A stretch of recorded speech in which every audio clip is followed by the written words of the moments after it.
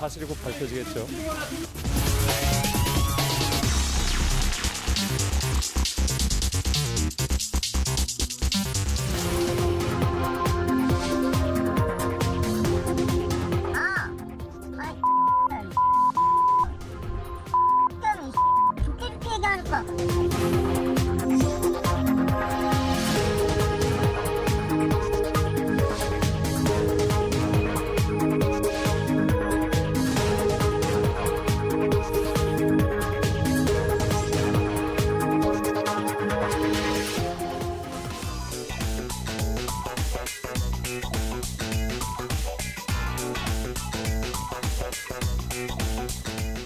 최영일 시사평론가, 손정혜 변호사 자리했습니다. 오늘 첫 번째 주제 보겠습니다.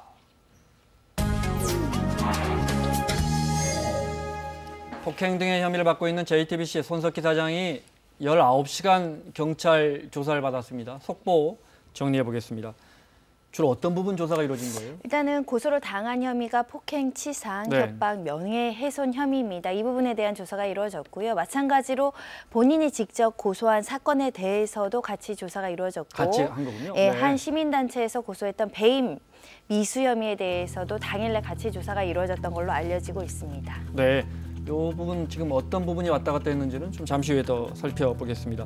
자, 토요일 아침부터 일요일 새벽까지 19시간이나 손석희 사장이 조사를 받았습니다. 네, 조사 마치고 나오는 장면 잠깐 보겠습니다.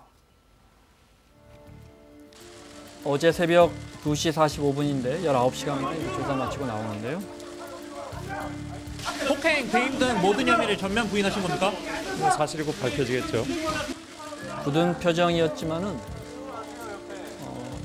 여유 있는 모습이고요. 증거 관련해가지고 질문하세요. 예, 그 증거 관련해서 다 제출했습니다. 새벽인데 지지자들 또 보수단체 항의하는 시민들까지 네, 인파가 몰려 있었고요. 취재기자들에게 질문해라고. 네. 네. 원래 아마 거의 속마음은 여기서는 이런 질문을 해야 돼요 하고 말해주고 싶었을 아마 머리에 그려지고 있었을지도 네. 모르겠습니다. 네. 자, 손 사장도 그 프리랜서 기자라는 김모 씨를 고소해 놓은 게 있고, 김모 맞습니다. 씨도 손 사장을 고소해 놓은 게 있고 지금 그렇죠? 세 건이죠. 그러니까 네. 또 시민단체가 해놓은 것도 있고, 네, 뭐 김모 보수 시민단체라고 할까요? 프리랜서 네. 기자와 손석희 사장은 서로 맞고소 상황입니다. 그러니까 이제 이 김 기자가 고소한 것은 나는 맞았고 네. 다쳤다. 아까 말씀하신 그 내용이고요. 네. 그리고 이제 손석희 사장은 그게 아니고 공갈 미수와 이 협박이 있었다라는 네. 겁니다. 이게 맞고소 상황이고, 시민단체의 고 발건은 자, 이 프리랜서 기자에게 일을 주려는, 용역을 주려는 과정에서 네. 결국은 회사에 손해를 끼치게 된 것 아니냐, 네. 끼치려고 했던 것 아니냐. 이것이 이제 바로 배임 미수다라고 고발 들어간 건이에요. 그러니까 일자리를 네. 알아봐 주려고 했으니까 회사에 상대적으로 손해를 끼친 거니까 배임 미수다. 네, 그래서 네. 결국은 이제 이 피고발인, 피고소인, 그리고 고소인 네. 이 세 가지로 세 건에 대해서 조사를 받다 보니까 아마 19시간 고강도 장시간 조사가 된 것 같습니다. 네. 그러니까 아직은 누가 가해자, 피해자 이런 게 없는 거네요, 지금. 일단 네. 경찰 관계자가 누가 피의자인고 피해자인지가 명확하지 않다는 겁니다. 그만큼 사건을 판단하기 좀 어려운 사건이고 명확한 증거가 없다라고 생각하시면 될 것 네. 같은데, 서로 피해자라고 주장하고 있는 상황이기 때문에 수사 결과가 나와봐야 명확하게 어떤 사실이 있었는지가 확정되지 않을까 합니다. 네, 사건 2017년에 4월인가에 접촉 사고가 나죠. 과천에 네. 무슨 거기서. 네, 맞습니다. 거기서부터 시작되는 거죠, 이야기가. 그러니까 네. 이 시작은 지난달에 벌어졌지만 그 지난달에 벌어진 것은 그렇다면은 이 김모 프리랜서 기자가 폭로를 한 거예요. 네. 만약 나를 때렸다. 그리고 나에게 일자리를 계속 주겠다고 회유를 하면서 나를 이제 자기 밑에서 일하게 하려고 했는데 네. 그게 여의치 않으니까 폭행까지 갔다. 이거 폭로를 한 거예요. 그러면 도대체 손석희 사장이 왜 이 프리랜서 기자에게 뭔가 제보라든가 이런 뭐 취재 관련 일이 아니라 아예 이렇게 처음에는 내부 일자리를 제안했다는 것이고, 그게 여의치 않으니까 본인이 진행하는 뉴스에 작가 자리를 제안했다는 네. 것이고, 그 이후에는 아예 뭐 한 월천 이상이 보장되는 용역 프로젝트의 CP로 제안을 했다고 주장을 하는 거죠. 그러면 왜 뭐가 그렇게 일자리를 줘야 할 거리가 있겠는가? 네. 그런데 이제 김 기자의 주장은 말씀하신 대로 2017년 이 교통사고가 접촉이 있었는데 이 과정에서 뭔가 본인이 이것을 감춰야 하는 건이 있다 보니까 자신이 그것을 취재한 것을 보도하겠다라고 네. 하자 막는 과정에서 벌어진 일로 이야기가 되면서 2017년에 이제 자동차 접촉 사고가 네. 화제가 된 겁니다. 폭행건부터 알아보죠. 네. 뭐 술 마시다가 두 사람이 네. 김훈 기자는 폭행이라고 주장하고 있고 네. 그 김 기자의 프리랜서 기자의 주장을 한번 볼까요? 영상. 네. 폭행이 아니라 치더라도 손 사장은 자신의 손으로 제 얼굴을 접촉한 사실을 인정하고 있습니다. 이거는 저 채널 A에 출연했을 때 한 이야기예요. 네, 인터뷰 내용입니다. 네. 폭행이 아니면 강제추행입니까? 폭행의 정의는 없습니다. 어찌됐건 자기는 이제 맞았다고 주장을 하고 있는 겁니다. 이 김모 프리랜서 기자는. 네. 손 사장은 부인하고 있고. 네. 손 사장은 이제 툭툭 건드린 정도이고 너무나 흥분한 상태여서 그걸 가라앉기 위해서 정신을 차리라는 의미에서 툭툭 건드린 정도의 접촉은 있었다. 하지만 폭행은 없었다라는 취지의 주장이고요. 폭행이라는 건 신체에 대한 유형력 행사라고 하는데 이 폭행의 고의를 부인하는 취지로 저는 해석을 합니다. 다만 김모 기자는 내 얼굴을 2대 폭행을 했다. 2번 때렸다 이렇게 주장하고 있고 나아가선 전치 3주의 진단을 받았다 이렇게 지금 주장하고 있는 상황이기 때문에 네. 폭행죄가 인정할지 여부는 이제 수사기관의 결과에 따라 다른데 만약에 이 사건이 폭행이 아니다, 신체 접촉은 있었지만 폭행이 아니다라고 무혐의가 나온다고 한다면 우리 이제 판례나 이런 것들 중에 사회 상규상 허용되는 신체 접촉 정도, 예를 들면 우리가 살다 보면 누구 정신 차리라고 흔들어서 깨운다거나 네. 일어나라고 이제 뺨을 친다거나 이 정도 행위가 폭행의 고의 없이 선한 의도로 이루어졌다고 한다면 고의성이 부정될 여지가 있고요. 사회 상규상 이 정도는 허용이 되는 접촉이다라고 한다면 무혐의가 나올 수 있는데 네. 손석희 사장 측은 그렇게 주장하는 걸로 해석이 되고요. 김모 기자는 어찌됐든 내 의사에 반해서 내 신체에 대한 가격행위, 접촉행위가 있었기 때문에 문제이다 이렇게 주장하고 있습니다. 네. 자, 폭행은 거기까지는 알겠습니다. 네. 폭행 혐의는요. 네. 다시 2017년 4월 그 접촉 사고로 돌아가서 모르고 갔다는 거죠. 네. 그 다음 날 100만 원인가요? 150만 원인가를 이제 보상해줬고. 그렇습니다. 네. 그러니까 이제 이게 레카차하고 벌어진 일이에요. 네. 손석희 사장은 직접 운전을 했는데 후진을 하다가 레카차를 접촉했는데 네.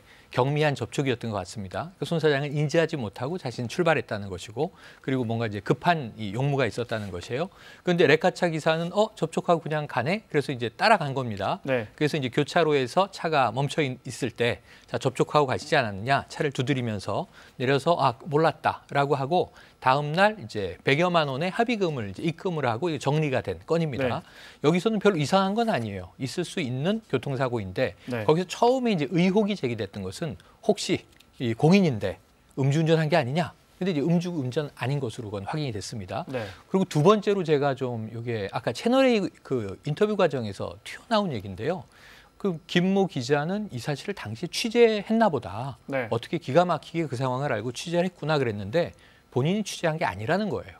그러니까 전해진 내용을 가지고 그러니까 김모 기자가 예. 레카차 기사를 만난 적이 없다는 거예요. 만난 적이 없습니다. 그러니까 이제 이 중간에 누군가 이런 교통사고 사실이 있었다는 것을 김모 기자는 전해 듣고 이 건을 가지고 이제 손석희 사장과 뭔가 이야기를 나누게 되는 정황이거든요. 네. 그래서 그렇다면은 이것이 김모 기자가 실제 취재한 당사자가 아니라면 사실 그 사실에 대해서는 여러 가지 모호함이 있기 때문에 네. 지금 여러 가지 의혹만 일파만파 커지고 있는 상황입니다. 여기서부터입니다. 이제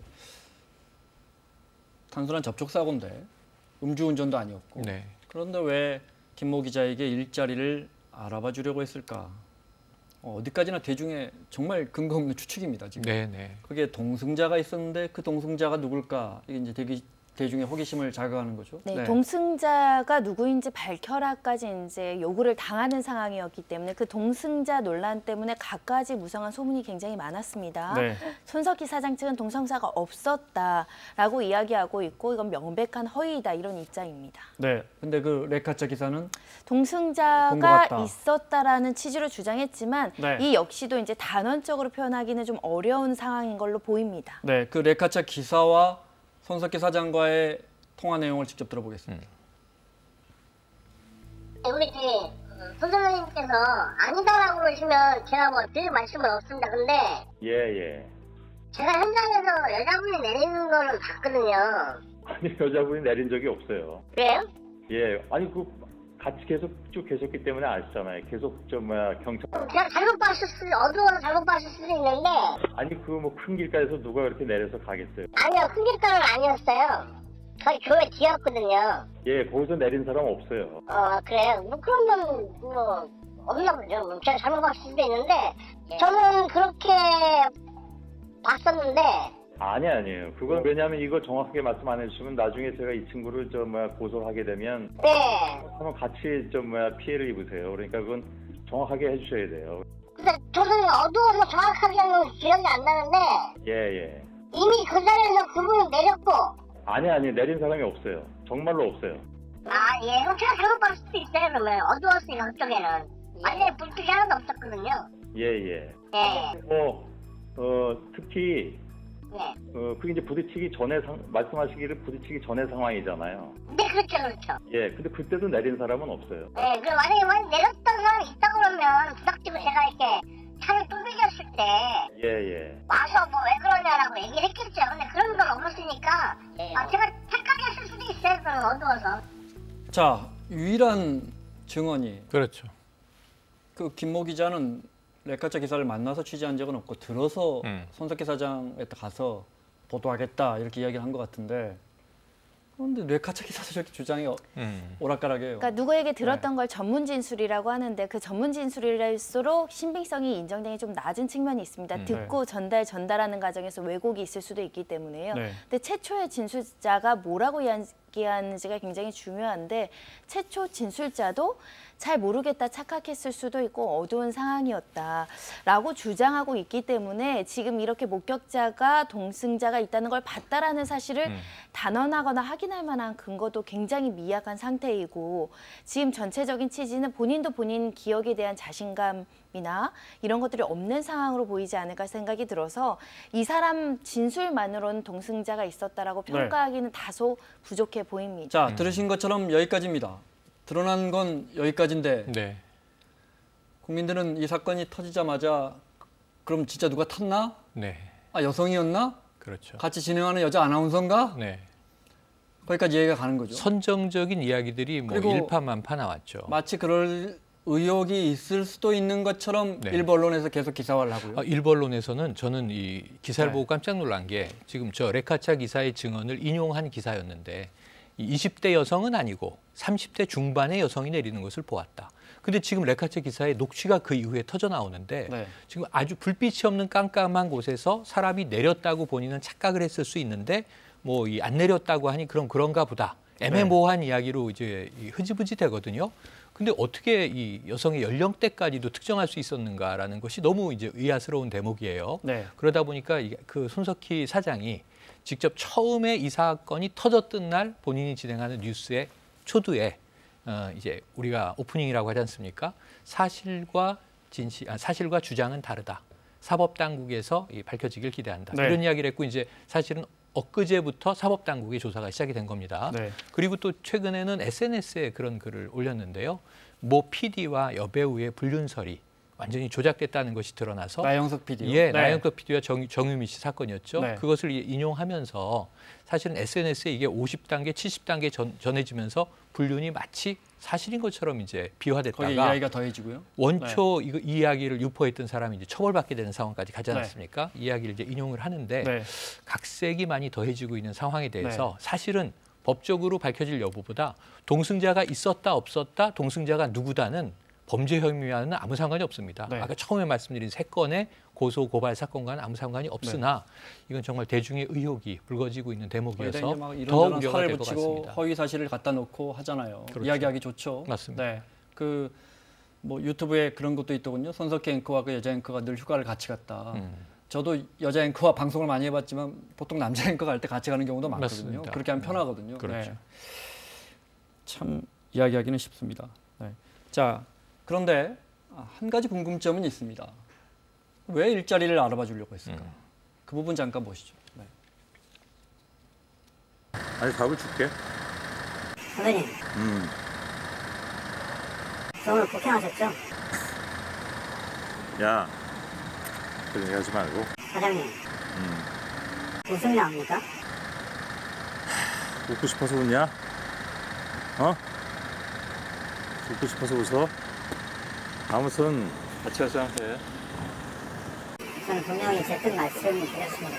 일단 집에 들어가고 연락을 줄게. 왜 자꾸 집에서 뭐하냐? 풀고 일하자. 나 너 좀 일 좀 시켜야 되겠어. 다른 사람 찾으세요.